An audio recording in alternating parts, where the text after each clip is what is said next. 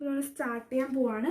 ഇന്നത്തെ first topic electric polarisation ആണ്. ഇതൊരു ഡെറിവേഷനാണ്, പക്ഷെ വളരെ കുഞ്ഞു ഡെറിവേഷനാണ്, സിമ്പിളാണ്, പെട്ടെന്ന് മനസ്സിലാകുന്ന തന്നെയാണ്.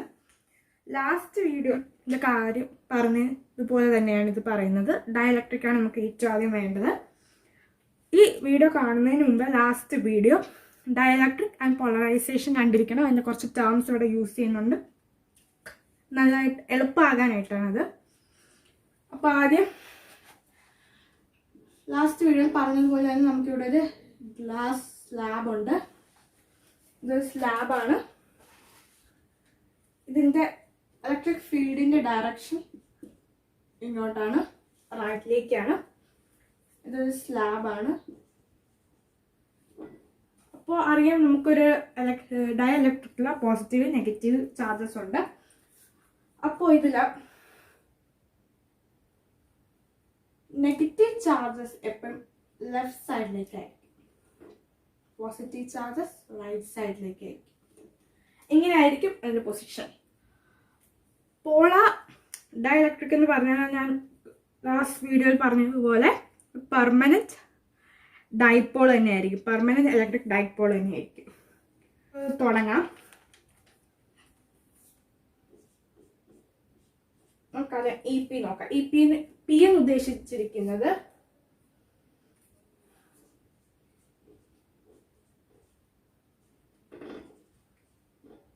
പോളറൈസ്ഡ് ആണ്, ഇലക്ട്രിക് ഫീൽഡ് പോളറൈസ്ഡ് ആണ്.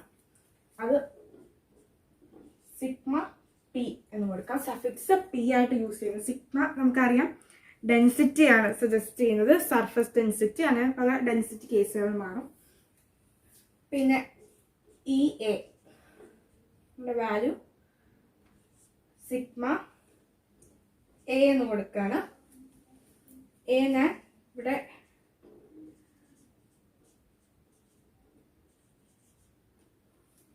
അപ്ലൈഡ് ആണ് ഉദ്ദേശിച്ചിരിക്കുന്നത്.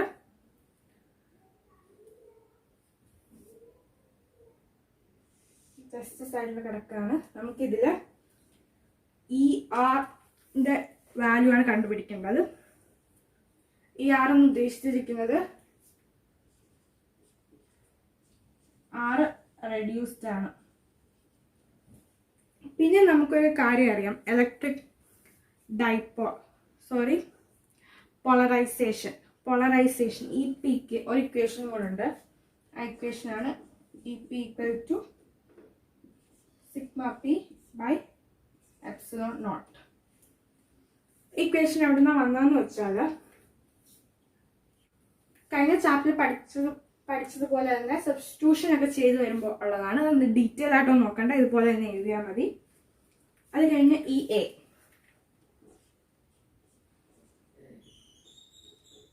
സെയിം തന്നെ വരികയാണ്, എപ്സിലോൺ നോട്ട്.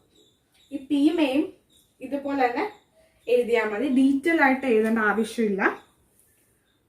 അത് കഴിഞ്ഞ് ഇവിടെ ഈ ആർ എന്താണ് ഉദ്ദേശിച്ചിരിക്കുന്നത് വെച്ചിട്ട് ആണ് നമ്മൾ കണ്ടുപിടിക്കേണ്ടത്. ഇതൊരു സൈഡിൽ കിടക്കട്ടെ. അപ്പോൾ നമുക്കറിയാം E P equal to E A minus E R, അതായത് polarization equal to applied minus reduced.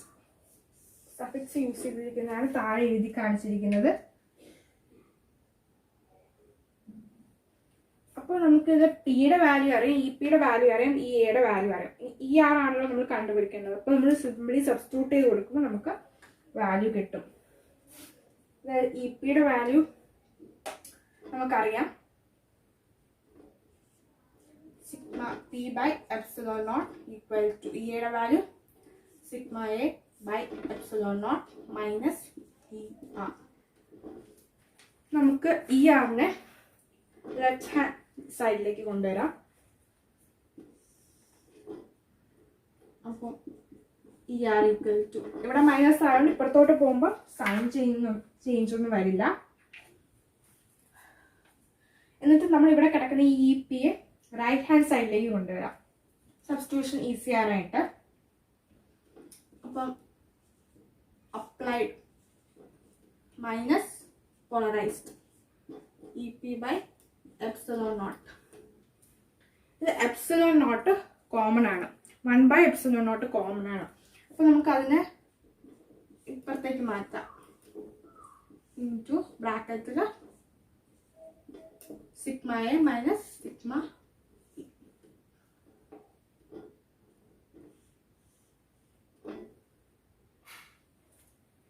ഇത്രയേ ഉള്ളൂ ഇക്വേഷൻ. Electric പോളറൈസേഷൻ്റെ derivation. ഇതാണ് നമുക്ക് ഇ പിയുടെ value. E P equal to sigma P എന്ന് എടുക്കാം, E A equal to sigma A എന്ന് എടുക്കാം. ഈ ആറാണ് നമ്മൾ കണ്ടുപിടിക്കേണ്ടത്.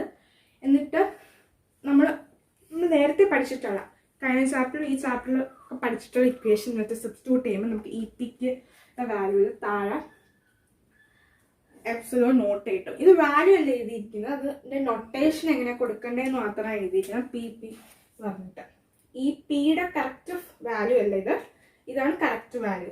പഠിച്ചിട്ടുള്ള ഇക്വേഷൻ വെച്ച് സബ്സ്റ്റിറ്റ്യൂട്ട് ചെയ്ത് നമുക്ക് കിട്ടുന്ന വാല്യൂ ആണ് ഇത്. നമ്മൾ ഡീറ്റെയിൽ ആയിട്ട് അതിലേക്ക് പോകേണ്ട ആവശ്യമില്ല. എന്നിട്ട് സിമ്പിളായിട്ട് ഈ ഇക്വേഷൻ അറിയാം. അതിലേക്ക് നമ്മൾ നേരത്തെ കിട്ടിയ ഈ വാല്യൂ സബ്സ്റ്റിറ്റ്യൂട്ട് ചെയ്ത് കൊടുക്കുക. എന്നിട്ട് ഇപ്പുറത്തേക്ക് നമ്മൾ ഇതിനെ ഈ സൈഡിലേക്ക് കൊണ്ടുവരാം, ഈ ആറിനെ അപ്പുറത്തെ സൈഡിലേക്ക് കൊണ്ടുവരാം.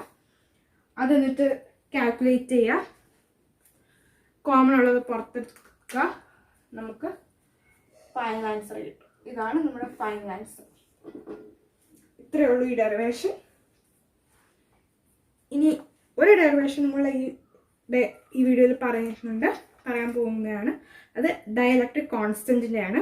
അത് ഡെറിവേഷൻ ആയിട്ടൊന്നുമില്ല, ജസ്റ്റ് ഒരു ചെറിയൊരു ഇക്വേഷനാണ്. ഡെറിവേഷൻ സ്റ്റാർട്ട് ചെയ്യാണ് ഡയലക്ട്രിക് കോൺസ്റ്റന്റിൻ്റെ. ഡെറിവേഷൻ ആയിട്ടൊന്നും പറയാനായിട്ടൊന്നുമില്ല. അപ്പം ഈ ഡയലക്ട്രിക് കോൺസ്റ്റന്റിനെ നമ്മൾ റെപ്രസെൻറ്റ് ചെയ്യുന്ന സിമ്പിളാണ് സ്മോൾ ലെറ്റർ കെ. നമുക്കൊരു കാര്യം അറിയാം, നമ്മൾ എഴുതിയിരിക്കുന്ന നമുക്ക് കിട്ടിയ equation E by epsilon naught equal to K.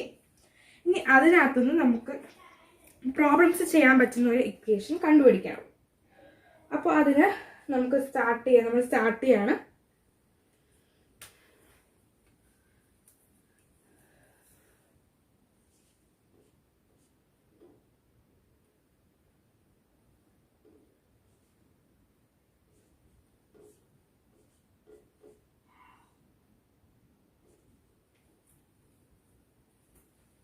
E A by E R, E applied by E R reduced. എയുടെ ആറിൻ്റെ എന്താണ് ഉദ്ദേശിച്ചിരിക്കുന്നത് ഞാൻ കഴിഞ്ഞ ഡെറിവേഷനിൽ കാണിച്ചു തന്നത് തന്നെയാണ്. That is equal to K എന്ന് പറഞ്ഞാണ് നമ്മൾ എഴുതുന്നത്. ഇതാണ് ഒന്നും കൂടെ എഴുതിയെന്നേ ഉള്ളൂ. അത് കഴിയുമ്പോൾ കഴിഞ്ഞ ഡെറിവേഷനിൽ നമുക്ക് കിട്ടിയല്ലോ, നമ്മൾ ഈ എക്ക് സിഗ്മ എ എന്ന നൊട്ടേഷനാണ് കൊടുത്തത്. ഈ ആറ് നമുക്ക് വാല്യൂ അറിയില്ലായിരുന്നു, അത് നമ്മൾ കഴിഞ്ഞ ഡെറിവേഷനിൽ കണ്ടുപിടിച്ചു.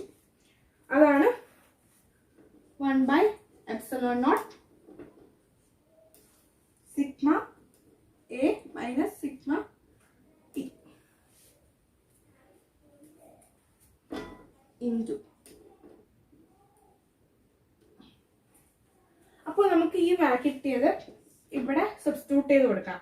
അതായത് കെ, ഇവിടെ സ്മോൾ ലെറ്റർ കെ ആണ് ഡയലക്ട്രിക് കോൺസ്റ്റന്റ് ഉപയോഗിക്കുന്നത്. Sigma A by 1 by epsilon naught into sigma A minus sigma P. അപ്പോൾ ഇത്രയാണ് നമുക്ക് കിട്ടിയത്. ഇനി അതിൽ നിന്ന് നമുക്ക് ഇക്വേഷൻ കണ്ടുപിടിക്കാം. നമുക്ക് ഇങ്ങനെ ഒരു ഫോം വരികയാണെങ്കിൽ നമുക്കതിനെ sigma A by sigma A minus sigma P whole divide by epsilon എന്ന് എഴുതാം. അപ്പം ഈ എപ്സിലോൺ നോട്ട് മുകളിലേക്ക് പോകും. K equal to sigma A by sigma A minus sigma P ഇവിടെ ഇൻറ്റു എപ്സിലോൺ നോട്ട്.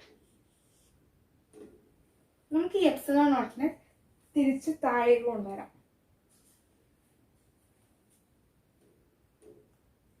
ഇപ്പുറത്തെ സൈഡിലേക്ക് കൊണ്ടുവരാം.